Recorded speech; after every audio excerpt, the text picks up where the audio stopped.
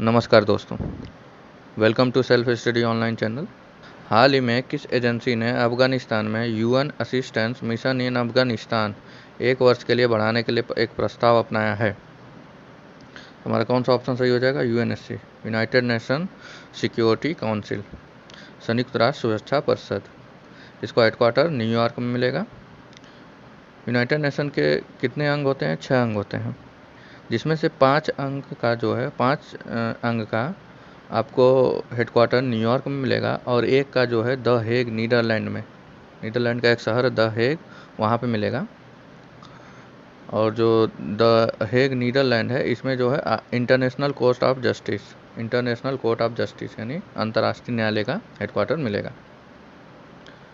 UNSC में कितने member होते हैं? 15। इसमें से 5 जो है परमानेंट मेंबर है, अस्थाई सदस्य, और 10 जो है अस्थाई सदस्य होते हैं, नॉन परमानेंट मेंबर।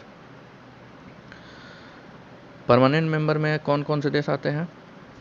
आपका चीन हो गया, यूएसए हो गया, यूके हो गया, यूनाइटेड किंगडम, रसिया हो गया और फ्रांस हो गया।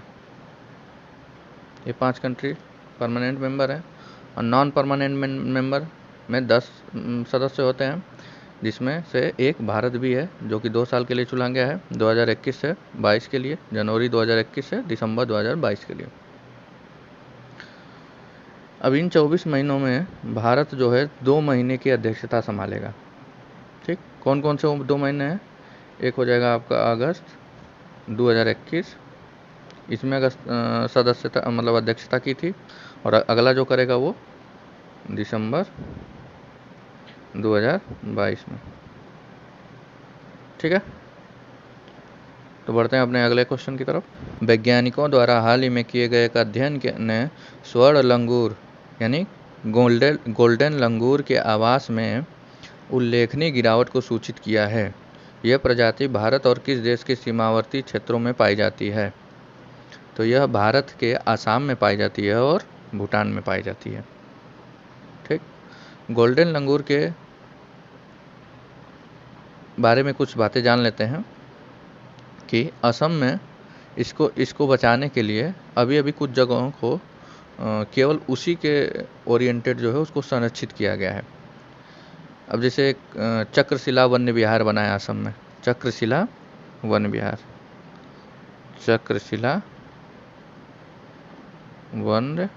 विहार बना है। ठीक है, चक्रशिला वाइल्ड लाइफ सेंचुरी बनी है गोल्डन लंगूर को की संरक्षण के लिए। और एक और अभी करंट रिसेंटली जो बना है वो कापोजियाना रिजर्व फॉरेस्ट। ठीक है, कापोजियाना रिजर्व फॉरेस्ट, ये भी एक आसाम में ही है। ठीक, अब बढ़ते हैं अपने अगले क्वेश्चन की तरफ। भारत में किस संस्थान ने अपने परिसर के अंदर हिरण के शव में एंथ्रेक्स की उपस्थिति पाई है? एंथ्रेक्स एक प्रकार का बीमारी है, तो ये कौन सा ऑप्शन सही हो जाएगा हमारा यहाँ पे? आईआईटी मद्रास में एंथ्रेक्स बीमारी जो है वो बेसिलस एंथ्रेसिस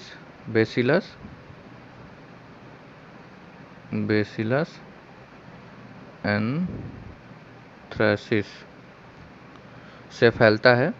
अब यहाँ पे आईआईटी मद्रास की बात हो रही है, तो आईआईटी मद्रास जो है भारत का सबसे बेस्ट कॉलेज है 2 रैंकिंग के हिसाब से। पहली जो है NIRF रैंकिंग, नेशनल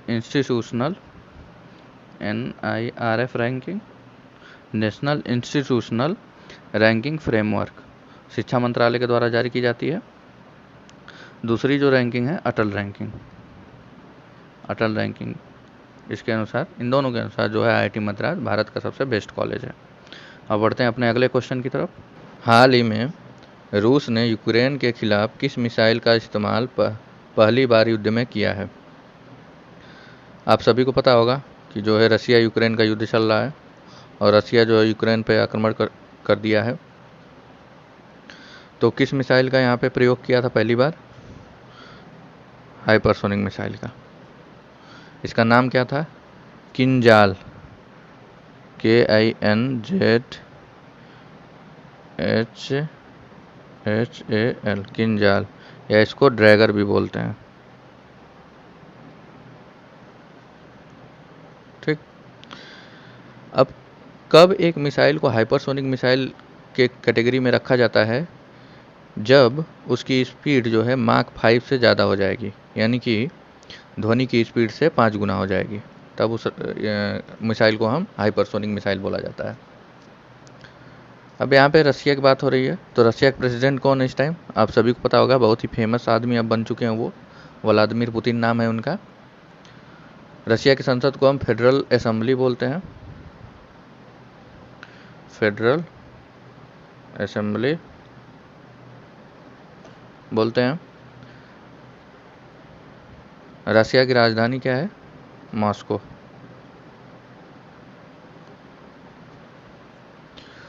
और रसिया ने अभी अभी डेविस कप को जीता था, डेविस कप। बढ़ते हैं अपने अगले क्वेश्चन की तरफ। वर्ल्ड हैप्पीनेस रिपोर्ट 2022 के अनुसार भारत किस रैंक पर है? तो यहाँ पे भारत का रैंक क्या है? 136। पहले पे कौन है? फर्स्ट पे कौन है? फिनलैंड। ओके। और ये रिपोर्ट कौन जारी करता है? यूनाइटेड नेशन का एक ऑर्गेनाइजेशन है जिसका नाम है सस्टेनेबल, जिसका नाम है SDSN, sustainable development solutions network. Sustainable development solutions network के द्वारा यह जारी किया जाता है। बढ़ते हैं अपने अगले क्वेश्चन की तरफ। हाल ही में किस केंद्रीय मंत्री ने India and the Arctic building A partnership for sustainable development शीर्षक से भारत की आर्थिक नीति जारी की? हमारा ऑप्शन कौन सा सही हो जाएगा यहाँ पे? डॉक्टर जितेंद्र सिंह। डॉक्टर जितेंद्र सिंह कौन है? हमारे पृथ्वी विज्ञान मंत्री जो है डॉक्टर जितेंद्र सिंह हैं। ये कहाँ से सांसद हैं? उधमपुर से, उधमपुर से ये सांसद हैं।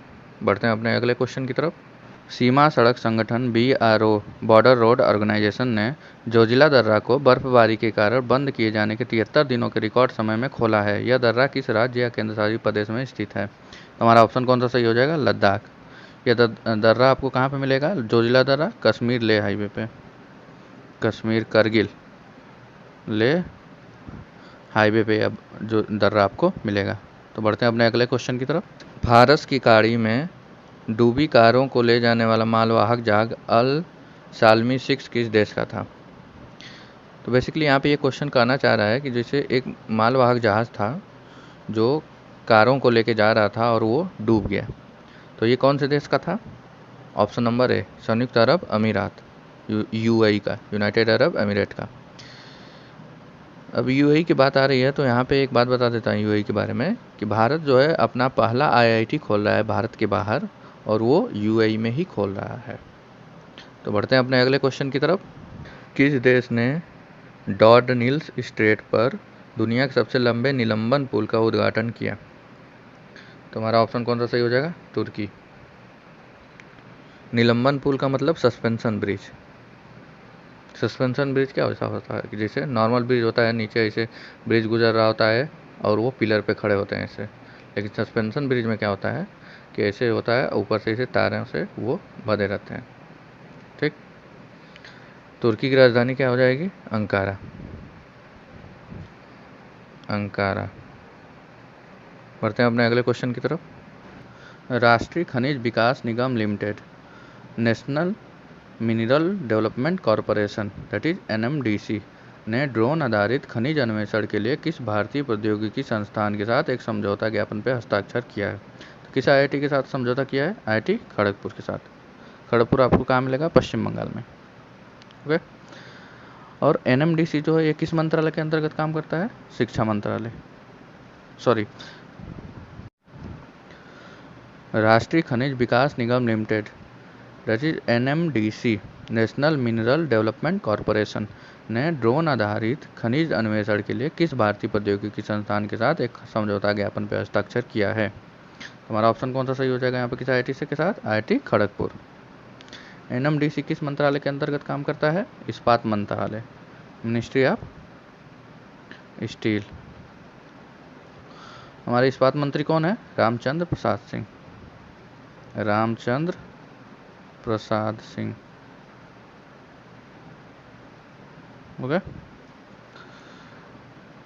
अब एनएमडीसी जो है एक पोर्टल यूज़ करता है जिसका नाम है भुवन पोर्टल। भुवन पोर्टल, इस पोर्टल को किसके द्वारा बनाया गया है? इसरो के द्वारा। ठीक है। इस पोर्टल का काम क्या होता है? यह जो है एनएमडीसी को खनिजों को खोजने के लिए मदद करता है। ठीक है, खनिजों को खोजने में मदद करता है। अब बढ़ते हैं अपने अगले क्वेश्चन की तरफ। प्रधानमंत्री नरेंद्र मोदी ने किस मलयालम अखबार की 100वीं वर्षगांठ के साल भर चलने वाले समारोह का उद्घाटन किया? तो यहाँ पर कौन सा ऑप्शन सही हो जाएगा? मातृभूमि। भारत की पहली बर्फ की दीवार पर चढ़ने की प्रतियोगिता का आयोजन किस राज्य या केंद्र शासित प्रदेश में किया गया था? किस राज्य में किया गया था? लद्दाख में। ठीक। ये किसके द्वारा आयोजित किया गया था? आईटीबीपी के द्वारा। आईटीबीपी के द्वारा। ओके।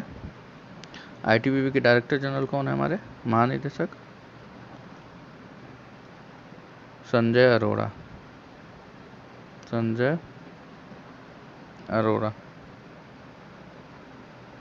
आईटीबीपी किस मंत्रालय के अंतर्गत काम करता है? गृह मंत्रालय के अंतर्गत। ओके। अब बढ़ते हैं अपने अगले क्वेश्चन की तरफ। 20 से 26 मार्च तक मनाए जा रहे अंतर्राष्ट्रीय किशोर स्वास्थ्य सप्ताह का विषय क्या है? तो क्या विषय है? ट्रांजिशंस, बदलाव। जापान ने अगले 5 वर्षों में भारत में कितना निवेश करने की घोषणा की है? तो हमारा ऑप्शन कौन सा हो जाएगा? 3.2 ट्रिलियन रुपीज, 3.2 लाख करोड़ रुपए। यदि डॉलर में देखें तो 42 डॉलर में कितना हो जाएगा? 42 बिलियन डॉलर। अब जापान के पीएम कौन बने हैं? Fumio Kishida. फूमियो किशिदा साहब बने हैं जापान के पीएम। अब यहाँ पे एक इंटरेस्टिंग बात जान लीजिए कि जापान जो है हमारा बहुत ही क्लोज फ्रेंड है भारत का।